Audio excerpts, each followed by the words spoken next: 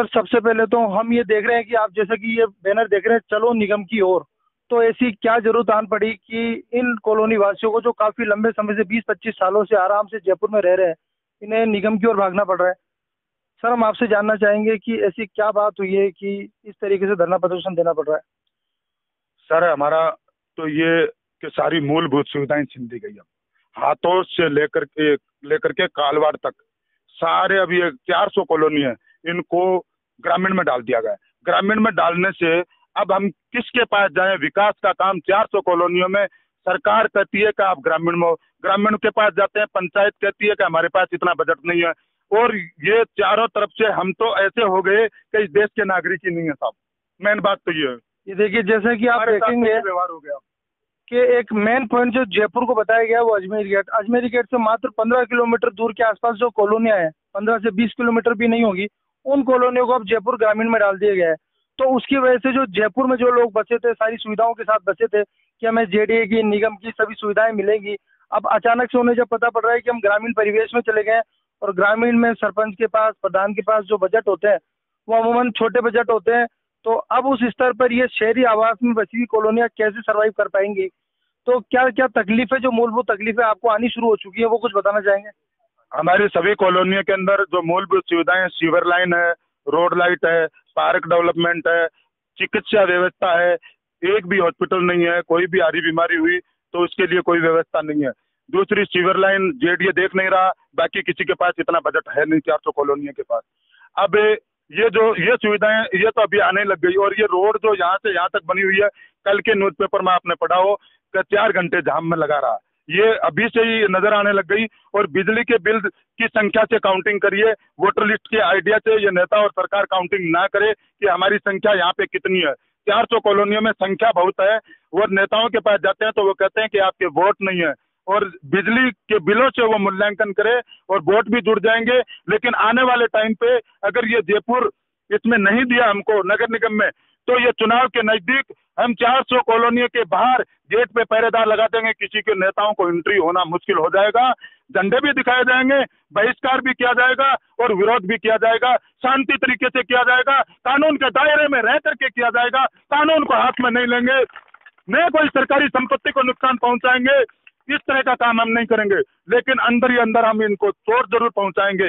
ये अटल सत्य है। देखो बहुत बड़ी बात इस कॉलोनी वासियों के लोगों ने आज कह दी है कि आने वाले विधानसभा चुनाव के अंदर 400 कॉलोनी ऐसी हैं जो ना कि कोई तोड़फोड़ करेगी, ना कोई ऐसा धरना प्रदर्शन करेगी जिससे किसी चीज को हानि पहुंचे, लेकिन अपनी अपनी कॉलोनियों के गेट के बाहर एक पहरेदार बिठा देगी और किसी भी राजनीतिक पार्टी के व्यक्ति को अंदर प्रवेश नहीं करने दिया जाएगा। और आने वाली विधानसभा चुनावों के अंदर उनके साथ क्या स्थिति होगी वो अब इस चीज को भापे। और बहुत बहुत धन्यवाद, आपने बहुत अच्छा सवाल पूछा है।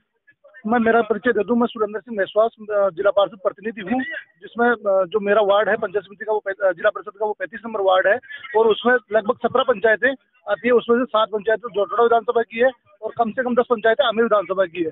तो जो मैंने देखा है ना जहाँ तक, उसमें से 15 पंचायतें जेडीए जोन में है और वहाँ जो आबादी है वो बाहर से बहुत कॉलोनियां बस चुकी है, वहाँ बहुत ही ज्यादा तादाद में लोग बसे हुए हैं। तो जो सरकार ने निर्णय लिया है वो वाकई बहुत ही गलत निर्णय है। ये पर्टिकुलर मैं जोटड़ा विधानसभा की बात करूं या आमेर विधानसभा की बात करूं, इसके अलावा जितने भी जयपुर शहर के नजदीकी जो विधानसभा है उनमें भी यही कुटाराघात लोगों पे हुआ है। मैं सुशांत सिटी फर्स्ट में रहती हूँ। आप ये देखिए, अपने जीवन भर की कमाई हमने यहाँ पे लगाई, गांव से यहाँ कूच किया ताकि हम शहर में शामिल हों, लेकिन अनायास आपको पता चलता है कोई भी सरकारी निर्णय आता है जिसमें आपको ये पता चलता है कि आप अब ग्रामीण का हिस्सा हैं, शहर का हिस्सा नहीं है। तो ये हर किसी घर की, हर व्यक्ति की पर्सनल लड़ाई होनी चाहिए। 500 कॉलोनी जैसी इसके अंदर आती हैं, उन लोगों की ये पर्सनल लड़ाई होनी चाहिए कि ये निगम की ओर जाए। और अगर निगम की ओर नहीं जा पाए तो जैसा कि शिशुपाल जी कहते हैं कि हम 25 साल तक ये सोच भी नहीं पाएंगे कि आपके बच्चों का भविष्य क्या होगा, आपके घर जो है वो कौड़ियों के भाव होंगे। अपने जिला विभाजित करते हुए और महानगर को, जो खुद का राजस्थान सरकार का 2025 का मास्टर प्लान था, जिसको देखकर या जिसको दिखाकर प्रॉपर्टी डीलरों ने खून पसीने की गाड़ी कमाई, जो प्राइवेट सेक्टर में है, सरकारी सेक्टर में मध्य मिडिल क्लास फैमिली है, उनकी हाथों से लेके कालवाड़ तक वहाँ उनको कॉलोनियां बसा दी। उन कॉलोनियों में पहले सरकार की तरफ से कोई सुविधा नहीं है, जो भी कुछ है वो प्राइवेट अपने स्तर पे कर रही है। अब वो नगर निगम में जाने की बजाय और उनको रातों रात ये कह दिया जाता है कि आप इस राजधानी के नागरिक नहीं हैं, आप शरणार्थी हैं, आप दूसरे जिले में जाइए। तो इससे बड़ा अन्याय मैं मानता हूँ या धोखा हो नहीं सकता है। और इससे फर्क ये पड़ेगा कि पहली बात तो सरकार ने मापदंडों का गलत उपयोग किया। ग्रामीण जो परिवेश होता है या ग्रामीण जो क्षेत्र घोषित होता है वो कृषि पर आधारित आजीविका होती है, उस पर होता है और जनसंख्या पर होता है। जैसे कि 5000 जनसंख्या है, वहाँ ग्राम पंचायत रहेगी, 5000 से ज्यादा ऊपर हो जाएगी, 10,000 से ऊपर हो जाएगी तो नगर पालिका आ जाएगी, नगर निगम आ जाएगा। इन्होंने क्या किया, सरकार के कर्मचारियों ने, अधिकारियों ने क्या किया कि सिर्फ और वोटर लिस्ट को आधार बनाया, न उन आवासीय कॉलोनी की वास्तविक जनसंख्या दिखाई है। उनकी जनसंख्या कम से कम भी तो लाखों के ऊपर, और उनको दिखा रखा महज 10-20 हजार।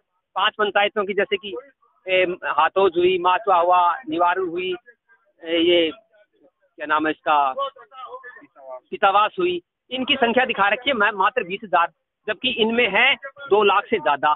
तो उन्होंने सरकार को और अपने उच्च अधिकारियों को झूठ बोलकर कि जनसंख्या पे कम आधारित है, और कुछ राजनेताओं ने अपनी महत्वाकांक्षा के लिए कि जोबनेर ये विधानसभा बन जाएगी और झोटवाड़ा से अलग हो जाएगी। तो इसमें हमारी मांग ये है कि इससे हमारा जीवन प्रभावित हो गया और हमारी जीवन की मूलभूत सुविधाएं पहले भी हमारे नहीं थी, और ग्रामीण क्षेत्र में हम चले जाएंगे तो सवाल ही नहीं उठता है। और हमारी संस्कृति और ग्रामीण संस्कृति अलग है। हमारे पास तो 100 गज के प्लाट है, वहाँ कहाँ कृषि होती है। और जब आपके खुद की सरकार में 2025 तक आपका स्वयं का मास्टर प्लान था, जिसके आधार पे आपने प्रॉपर्टी या कॉलोनियां काटी और उसका नगरीय टैक्स लिया, तो आपने 1 मिनट भी नहीं सोचा ग्रामीण में करते हुए। तो हमारी मांग यही है 500 कॉलोनियां की कि हमें वापस जयपुर महानगर में सम्मिलित किया जाए, और ये हमारी लड़ाई तब तक चलेगी चाहे पीढ़ी दर पीढ़ी हमें लड़ना पड़े।